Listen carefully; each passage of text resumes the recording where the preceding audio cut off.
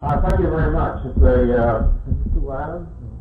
It's a pleasure to once again attend the Libertarian Conference and to have so many people turn out for it. I'm also kind of a tough spot here in a sense, personally, because I'm itching to get into the previous debate. But which obviously is the climactic point of the conference, but I will refrain. Maybe I can sneak something in the course of an attack on the Chicago school.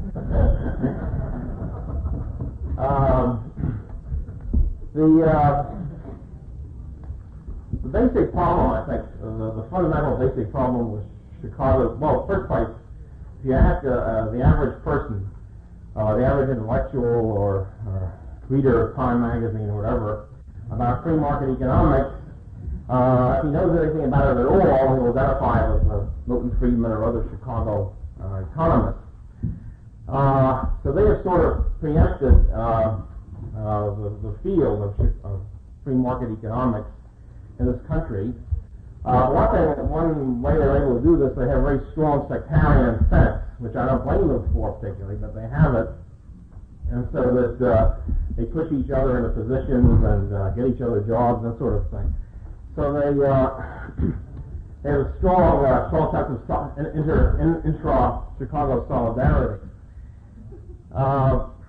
The basic problem, I think, from the point of view of true freedom, liberty, and justice about the Chicago school, well, there are a couple of basic problems. One basic problem is their attitude toward the state.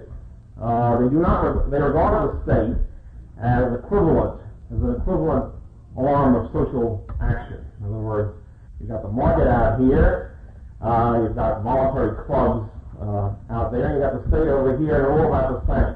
There's no moral distinction, no logical distinction between the two or three of them.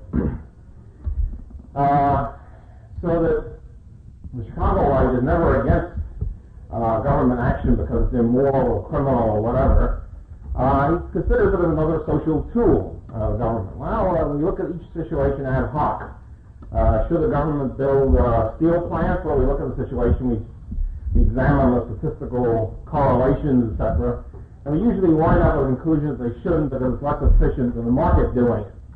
But you'll never know from one ad hoc problem to the next what the Chicago Light is going to come up with, because each area, each field is a separate, distinct field for investigation. And since the Chicago Light has therefore no general theory attacking the state or considering the state is even somehow different in any way from private action. The corollary to this is the fact that the Chicago Light have no theory of justice in property rights. In other words, they talk a lot about private property, at least the last few years.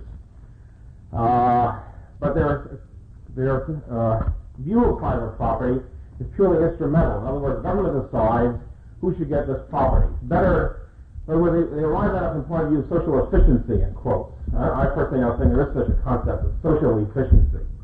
But they arrive at it from the point of view of social efficiency. They say, well, let's see, it looks like it's more efficient to assign property rights in this area than to have it communally owned. And it doesn't make any difference who we assign it to, because it all works out the same. It all comes out the same in the wash. A famous example of this is the problem of air pollution. For example, the railroad locomotive is chugging down the road and smoke is coming out of the smokestack and blighting the orchards of the neighboring farmers. And the question is, who should pay who? Who owns the property? Should the railroads have to compensate the farmers for the damage, or should the farmers have to beg the railroads to stop by paying them off, paying the railroads to put in a smokeless smokestack? And according to the Chicago Light, it doesn't make any. They like to see either one done. It doesn't make any difference whatsoever which one is done. My point of view, I think the Austrian point of view in general as well, is that it does make a difference. There's a fundamental moral question: who gets the property? From my point of view, the farmers own the property; they own the orchards. and the railroad should be stopped or forced to pay damages or whatever for any invasion of that property. And in other words, what happens is that the Chicago school, starting off with the idea of completely value-free economics, economics is supposedly shorn of any kind of moral or ethical position, winds up, however, taking all sorts of moral, political positions, making all sorts of political statements. Presumably also value-free. In other words, you have this leap from supposedly value-free science to a supposedly value-free politics, which I don't think can exist.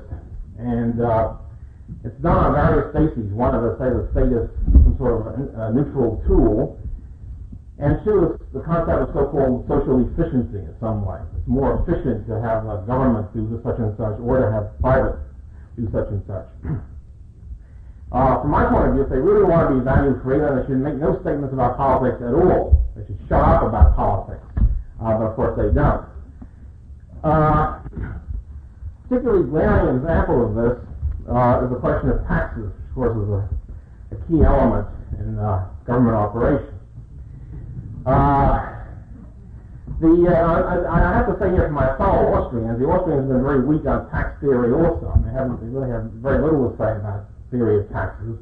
And as a matter of fact, this is true for limited government types in general, I must say. If a limited government person favors taxes, which most of them do, I'm exempting objectivists in this discussion, but most limited government people, of course, favor taxes. The other question is, how do you raise the taxes, and which taxes, and so forth and so on.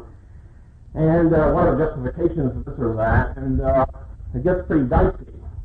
Well, usually the Austrian position on taxes is they like to have a lower tax structure as possible, which I go along with. And two, that it should not be progressive. The income taxes should not be progressive, for example. And three, they should somehow be neutral with respect to the market, which is of course really impossible. But this is just about as far as Austrians will go in a tax theory. But at least most Austrians aren't really enamored of taxes. They don't consider taxes somehow a lovable instrument. Whereas Chicagoites really do, once they get around to the doctrine that taxes are really more efficient in this particular area. So if you turn to the Chicago writings on taxation, there's a big yen for taxes in many ways. For example, I remember a few years ago there was a meeting of the Power Society, which is a group of international free market, semi-free market, and one-tenth free market economists and social philosophers and journalists and businessmen. And they gather every year at a pleasant summer resort. And one year, 3 Chicagoans zeroed in on Belgium or wherever the meeting was held. And 3 of them had independently arrived with magnificent theory of a new kind of tax. I don't know if they've ever published this, but at any rate, they arrived at this, and it was all great minds, working independently on a problem, will arrive at the same solution. They arrived at this, and the tax went as follows. And this, I think, is sort of indicative of the Chicagoite mentality and Chicagoite attitude toward property in general. It went something like this. Here's what we do. We get everybody to assess his own property. In other words, I have a set of books, or you have a house, or a factory, or whatever it is. Each guy puts down his own assessment. Well, that's pretty good, because if each guy is allowed to put his own assessment down on any kind of Gestapo investigation, the usual, of course, temptation to put out a valuation of something like half a penny. Then you pay your rate on it. But there's a clinker here, which Chicago people worked out. If you are forced by the government to sell this particular property to anybody who comes along at that rate. So they really wrapped this up. They really thought this was somehow the answer to the tax question. See, it's more efficient. You don't have to have a big arm of assessors investigating what your property really is. You let the guy assess it himself, and then whatever schmo down the block comes along and says, okay, you say your house is worth half a cent, here's a half a penny, and you're forced to sell it to them that way. And at this meeting, poor Friedrich Hayek, a distinguished free market Austrian economist, was very concerned about this. Particularly, he has a distinguished book collection.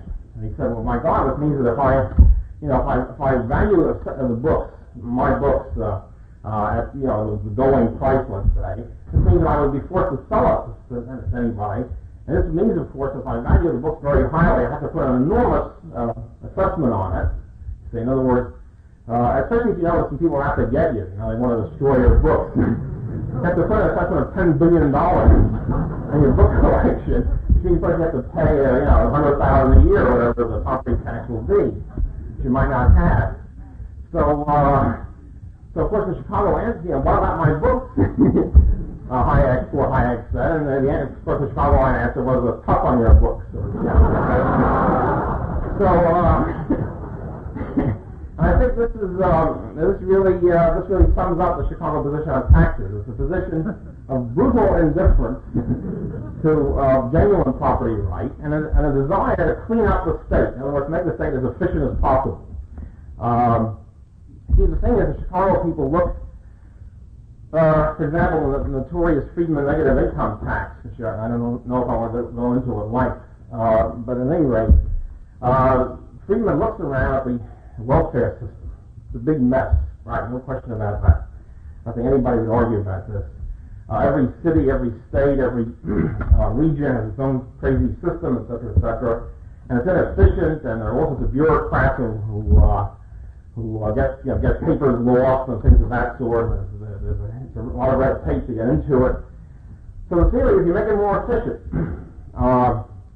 Make the system more efficient. You have a guaranteed minimum income is what it amounts to. And you pay the guy through the income tax form. So he sends in, I'm simplifying this, of course, a great deal, but in essence, this is what it is. If the minimum is set at $2,000 a year, if your income happens to be $500 a year, you submit your form to the IRS, and you get back $1,500. Now, of course, people will make certain adjustments to try to weaken some of the disincentive effect, which is pretty obvious in this thing. But basically, this is what happens. So in other words, everybody gets an automatic claim on production. Instead of having to shuffle through a large welfare bureaucracy, get lost in the shuffle and get stepped on by arrogant welfare workers and that sort of thing, you simply submit your form and you get the money. This might be more efficient in the sense of lower cost, greater uniformity, and the rest of it, but it also means an automatic claim on production instead of a sort of a shuffling, inefficient claim, which I think would have much more disastrous effect. An enormous shift from production to the welfare, to the negative income tax goal. But this is typical of the attitude. Now, for example, Milton Friedman is very proud of the fact that he was one of the people most instrumental in pushing through the withholding tax system in this country. He was working for the U.S. Treasury Department during the war, and came up with this brilliant idea, withholding tax. You see, the problem is if you didn't have a withholding tax, the whole income tax structure would collapse because, before the war it got along fairly well because taxes were pretty low. But if you try to extract 20%, 30%, 70% income tax from a person, and you let them, you say, well, it's due on April 15th, period. The guy's simply not going to, he's not going to diligently save up over the year and then hand it to the government. It'd be a tremendous headache of enforcement, the thing would break down. So Friedman and his colleagues come up with a brilliant idea of extracting it painlessly every day from his paycheck, using, of course, the employer as your unpaid agent in this regard. So this makes the income tax system much more efficient. It allows the growth of an enormous Leviathan state, an enormous income tax burden and criminality, etc. And it's done in the name of efficiency. And in fact, it is more efficient. But when it comes to the state operation, in my view, the less efficiency, the better.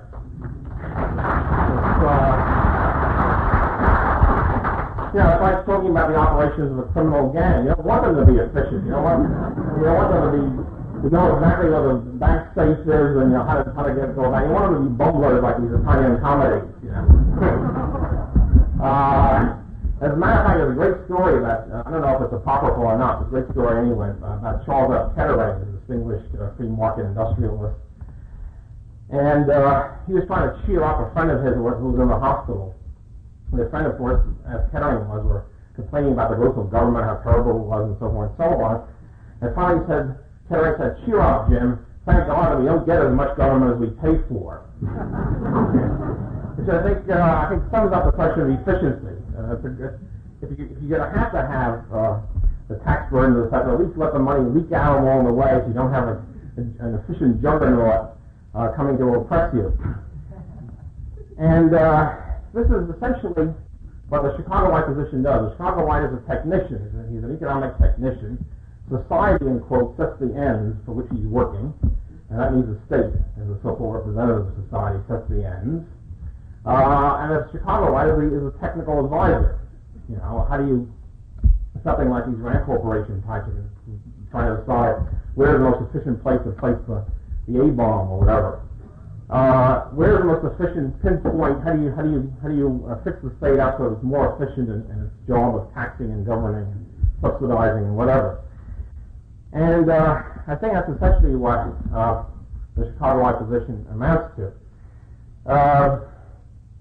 Aside from that, aside from this attitude of efficiency, we have another problem with the Chicago position, which is the original founding father of the Chicago School, Henry C. Simons. I think it's a very instructive assignment for everybody. Go and read Simons' famous book, A Positive Program for Laissez-faire, which he came out with, I think, in 1934. And because you see, everybody before him, before the laissez-faire, was essentially negative. In other words, you tell the government, leave us alone, and the government is not supposed to do much. And Simon said, no, from my view, the government is out there doing a hell of a lot. It's a positive program. The positive program is essentially three things, I think. One is a very, very drastic egalitarian progressive income tax system. You smash the rich. You take almost compulsory egalitarianism. You smash the rich and give all the money. You tax the income of everybody above a certain amount, and you pay the money to everybody below a certain amount. Now we see in this, and one of the problems here is that, of course, the Simons and the Chicago School believe that you can do this without affecting incentives at all, aside from the moral problem involved. The guy will still be working to maximize his profit and his income, etc. And then you seize the money from him and give it to somebody else. It's not supposed to affect the matter. These two sort of different, isolated compartments, which we know incidentally now in economics, unfortunately, is micro and macro. You got micro over here, where you have free market and supply and demand, and we have other goodies. Then you have macro. The government's out there taxing and regulating and printing money and all the rest of it. And the twain never meet. I mean, there's never any effect of one of the macro on the micro. And this is one of the problems of Chicagoism. Chicagoism has taken us over from orthodox economics. So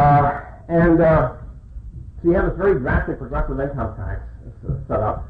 The present Chicago School has happily weakened this. I mean, they've given up. They've gone well. They've retreated a great deal from the Simons position. There's still this trailing cloud of glory that we get from Henry C. Simons. There's still the negative income tax of Friedman is an example of this, where you tax everybody above a certain amount, pay out money to those below it. Friedman would not advocate progressive income tax, but this is essentially what it amounts to. It's at least progressive in the sense that the guy below, of course, 2,000 or whatever, is not paying anything. Also, there's various other things that Chicagoites come up with from time to time. For example, the Chicago position now favors local government subsidies to factories. You induce factories to come into, say, the South, southern rural areas or whatever, like factories come in there, so it's legitimate for government, local government to subsidize. Then there's another position they came up with, I think Professor Buchanan, who might have shifted over from Chicago to Austrianism a year or so ago, but this was in the Chicago incarnation.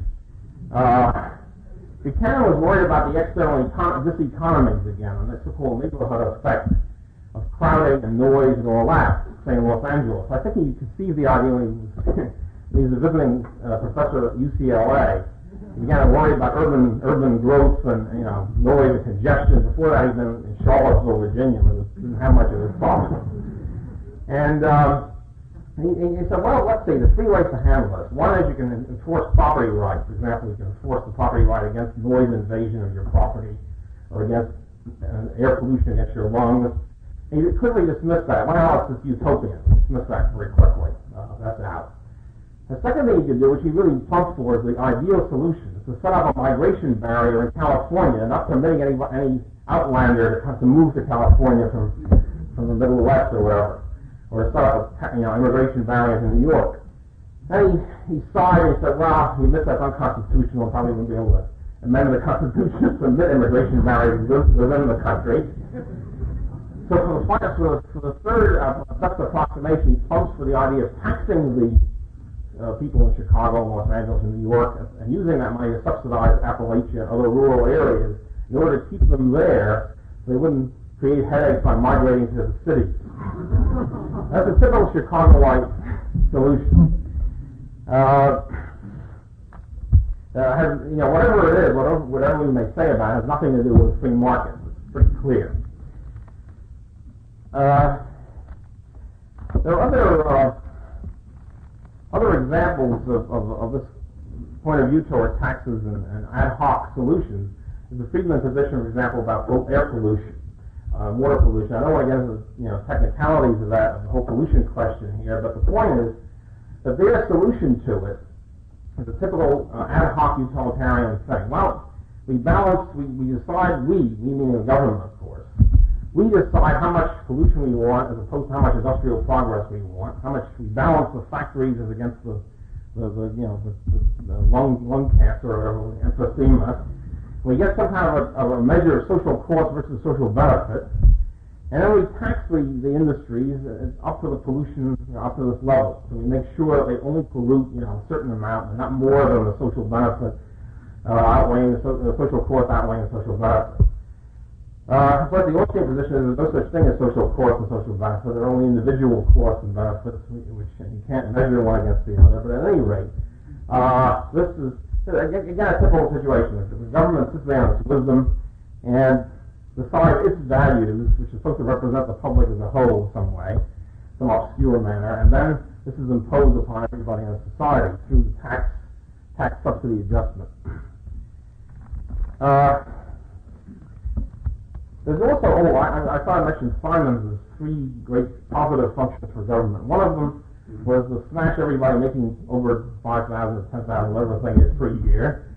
Another one was extreme unlimited fanatical trust busting, so that every corporation above the size of a small blacksmith shop smashed, reduced down to that level, broken up, with extreme. And he was very consistent. He used that against unions also. Unions would be broken up, corporations would be broken up, everybody would be broken up. And this too has more or less died out of the Chicago school, and other fanatical trust busters as they used to be. But in theory, the theory is still there. In other words, the theoretical framework of Chicago economics still says that pure competition, in quotes, is better than impure, imperfect competition. And imperfect competition means real-world competition. There is no other than imperfect, in quotes. Imperfect is, of course, a loaded term. That's part of the whole problem. At any rate, they still have the theory that pure competition is better than impure. And even though they say in practice government is the main source of monopoly, and therefore we have to zero in on repealing government privileges and so forth and so on, but still the theory is back there as a canker, no bigger than a man's hand, which once in a while pops out. For example, it wasn't too many years ago, Professor George Siegler, number two man on the Chicago hierarchy, so to speak, advocated before a committee of Congress the breaking up of U.S. Steel as being monopolistic and busted into constituent parts. So every once in a while, the old trust-busting element will pop up in Chicagoism. A third, well, I guess Simon's third sphere of government later, but there's also the Chicago argument for neighborhood effects. This is not only a Chicago argument, this is a general orthodox current economic argument, which is one of the things I have against Chicago, is essentially they're not too different from regular economics. This is one of the reasons why they're so popular in the economic profession. They favor the free market, except if they're neighborhood effects. In other words, except if anything that you do affects the guy next to you, affects somebody else in society. Now, of course, this is, from my point of view, this is an open sesame to any kind of intervention, because anything you do affects somebody, somewhere. I mean, if I read Human Action, it benefits, I acquire more wisdom and it benefits other people who come in contact with me, and therefore, in order to internalize the cost and all that sort of thing, they should be such that they should be taxed to pay me to read human action. In other words, you're not internalizing the cost, and therefore somebody's got to do it for you. In other words, the government's got to step in and correct the so-called defect in the market. If I'm enjoying, it could be anything. If I'm enjoying the example I used to use in class, which used to be pretty effective before women's lib came around, was miniskirts. If you watch, especially all male schools, even more effective. The point being that if you watch and enjoy the sight of girls walking down the street in miniskirts, you're getting a psychic benefit from this. According to Chicago position, you should be taxed to subsidize their miniskirts because you're not capturing the cost, the benefit. I'm getting a free benefit, so to speak, a free rider in the situation. And this permeates, again, I think it's Friedman himself will limit this argument to two things, basically. One is urban parks. For some reason, he's very worried about places like Central Park, because if Central Park were private, my God, somebody on Columbus Avenue might look at Central Park and be able to enjoy at least the tall trees, and you're not capturing that benefit. You're not making them pay for it. I'm not really concerned with making people pay for stuff. I mean, that's not my shtick. I don't see why this is particularly better. I can see a lot of reasons why it's worse than the free system. Certainly, if I don't have a membership in Central Park, I'm not an annual member, let's say, in a private park, I might be able to watch the trees, and nobody's going to, unless the Friedman's Gestapo will get after me and skewer me for doing it. But I wouldn't be able to be in the park, and I'd still be a second-class citizen. I still wouldn't be able to really enjoy the park itself. I can only watch the outside. The things of that sort really bother Chicagoites. It makes them pay, sort of thing. If it so happens the free market doesn't make them pay. But he limits it to two things, I say, basically. One is urban parks, because he recognizes that Yellowstone you can keep people out. You can't enjoy Yellowstone Park very well from out there. But another thing is education, which is, of course, a very big deviation from Friedman, that he favors government subsidy and payment for the education of all kids, not necessarily in public schools, but payment through the tax system, because if one kid is educated, I'm being benefited if he's a better kid. I mean, to put it simply, he's more productive. Well, if he's more productive, in my view, let him pay for it, or his parents. Or if I fall for the Friedman view, if I fall for the idea of neighborhood effect, which I think is a lot of nonsense anyway, so if I believe it, I can voluntarily subsidize a kid. In a free society, I'd be free to do this. But this is not enough for the neighborhood effect position. You have to be forced to quote to subsidize his education. So, but he would limit it. Friedman would essentially limit this to urban parks and education. But as I try to indicate, you can apply it to anything. You can apply it anywhere else, all the way down the line, to subsidizing miniskirts, to subsidizing anything. Reading newspapers, like, I read the Times, I benefit, I learn something, so everybody should be taxed to pay me to read it, and so forth and so on. And interestingly enough, if you challenge a Chicagoite with this argument, he will say, yes, logically you're correct, but who's going to apply this to this case, which is, I think, interesting commentary on the consistency of the general intellectual standards that are around today's culture.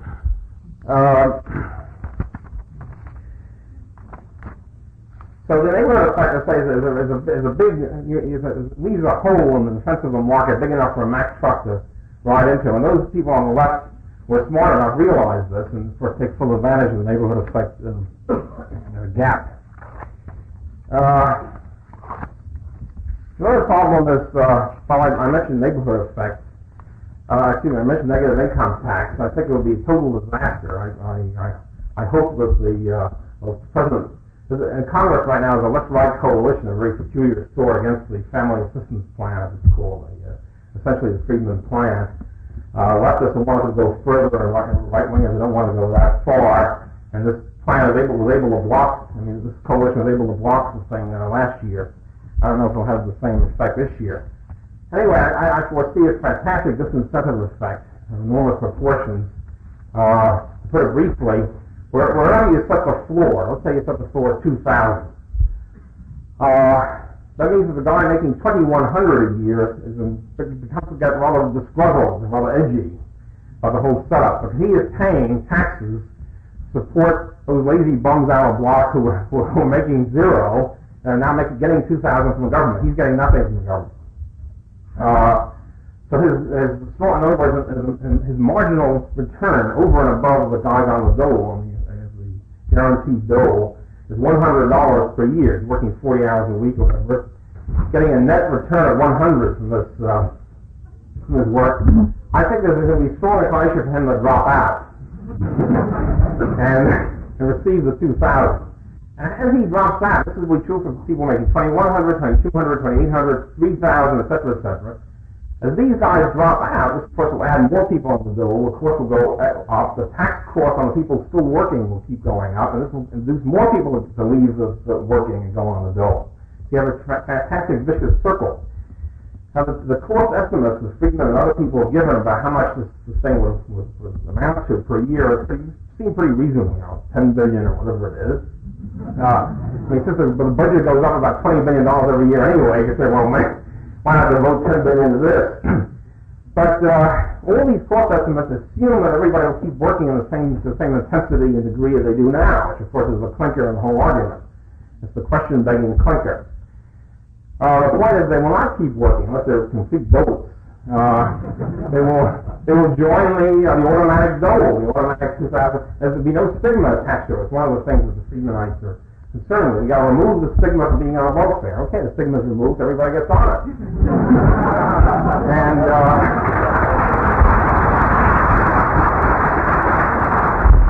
which of course is the real point, which is really forgotten now, because Friedman and Chicago people consider themselves as heirs of 19th century liberals. They're not really. The 19th century liberals were much better than that.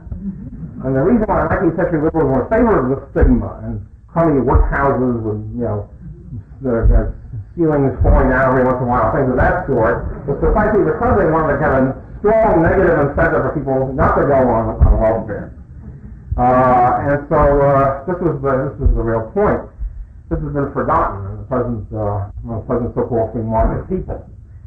So, and as this happens, the thing snowballs, accelerates, and you increase the taxes and so forth. Until finally, I think you wind up with conditions of everybody being on the dole, nobody working, and then then the government will be hard put to it to come up with any kind of goods and services to pay out at all to these people. Aside from this, of course, is a problem which everybody realizes: the $2,000 will not remain $2,000 very long. Immediately, political pressures come in. It should be $3,000 because the official poverty level, in quotes, put out by the Department of Labor is $3,000. That's sort of like a magic figure. It's got to be $3,000. That's what you have to have a 7% cost of living increase every year. Because every year the prices go up 7%.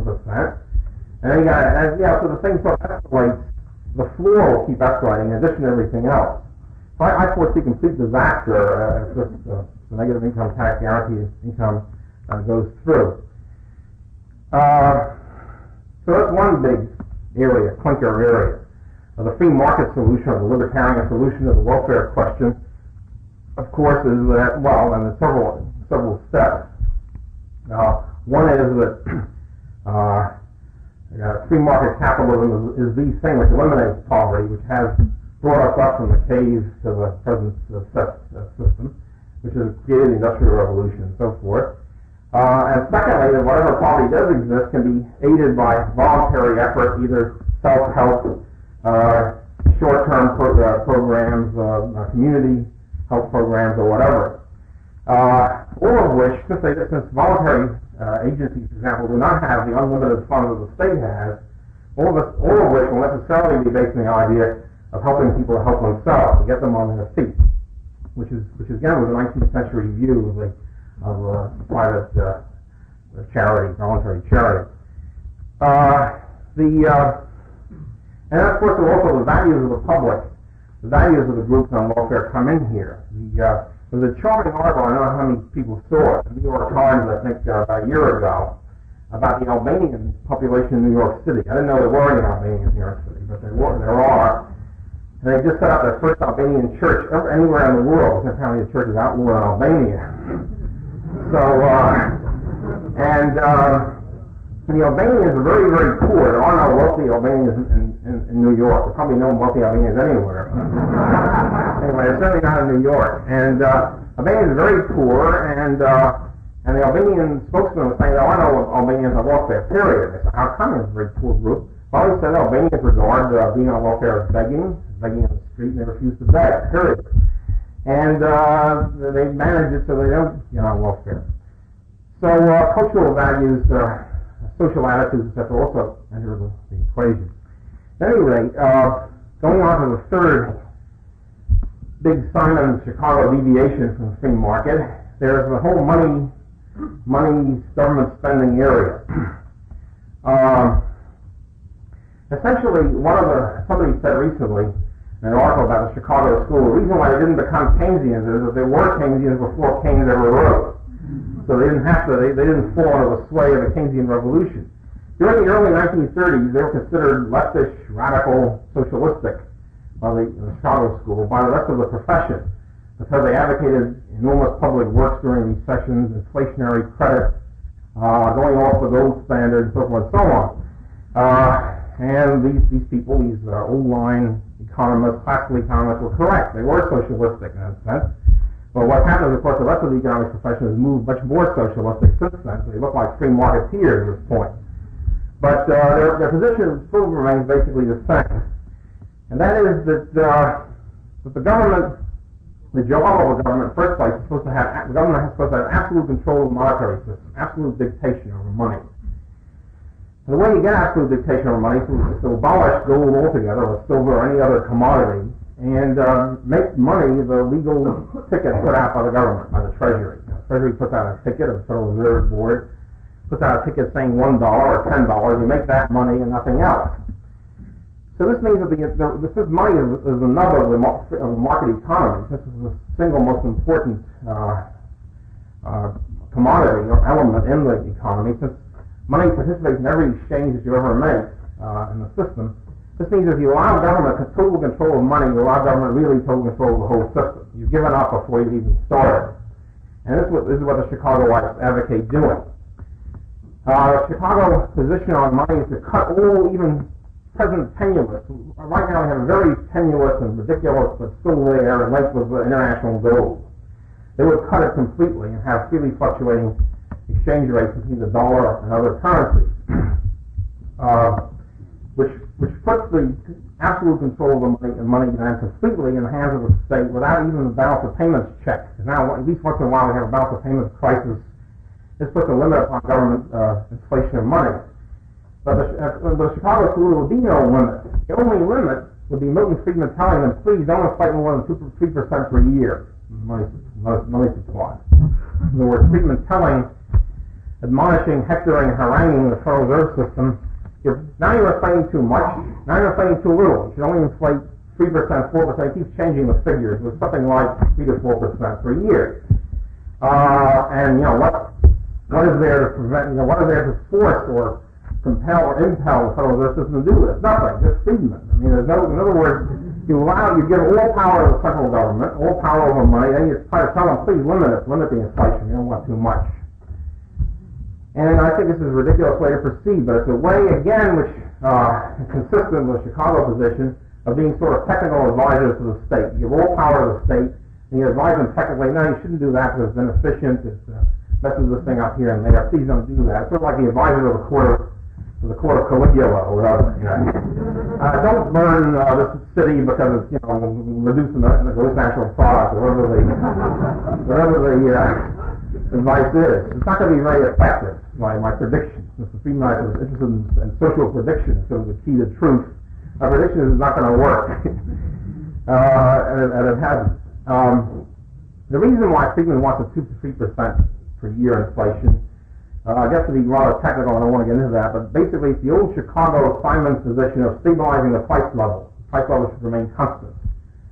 This became sort of a mystical idea, literally, of the Chicago School. Somehow a constant price level is the thing. It means that money is performing its measuring function and so forth and so on. Suffice it to say on this, on a truly free market, unhampered by government inflation and government banking and government money, Prices generally tend to fall considerably. As the supply of goods and services and productivity increases, prices fall, just like the price of TV sets has fallen from $2,000 for a crummy set 20 years ago to $60 or $100 for a very good set now. This is generally what happens with prices on a free market. For some reason, Chicago people hate this idea, and they want the government to step in to force the price levels to remain constant at all times. And this leads them to this idea of 3% inflation as money supplies to balance the increase of goods and services, etc.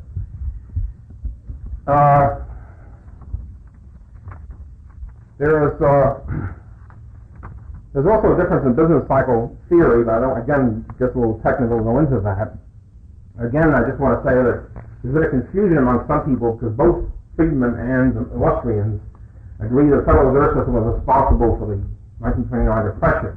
So it's considered they really agree basically on the whole problem. They don't. It's completely the opposite. In other words, the Austrian view is that the 1929 Depression was brought about by Federal Reserve Board expansion of the money supply during the 1920s and even later, which brought about a situation which caused the Depression. In other words, monetary inflation by the Federal Reserve System bringing about an inevitable recession, a depression. The Friedman position is that the Federal Reserve Board didn't inflate enough, that they held back for their proper role of enormous inflation to offset falling prices, etc. So the Friedman position and the Austrian position is exactly the opposite. Both zero in on the whole Federal Reserve System, that's true. But each one has a completely different view. The Chicago position is that they should have inflated more. The Austrian position is they shouldn't have inflated it at all. A slight difference.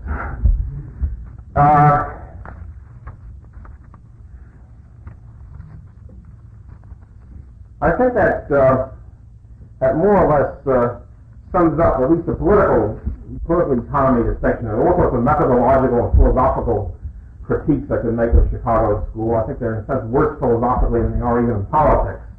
That's a whole other realm. The two things, of course, again, lap over, as I was trying to say, that theory of property and justice and so forth. To sum it up, I think what the problem is the free market, in quotes, which would exist under the Chicago system, would be only under the sufferance of the central government and advisors, technical advisors. If they thought for 1 minute at any point that the free market was, quote, not efficient, unquote, in relation to some other scheme, they would abandon it and abolish it. On the Chicago scheme, therefore, we have no defense against state oppression whatsoever. Thank you.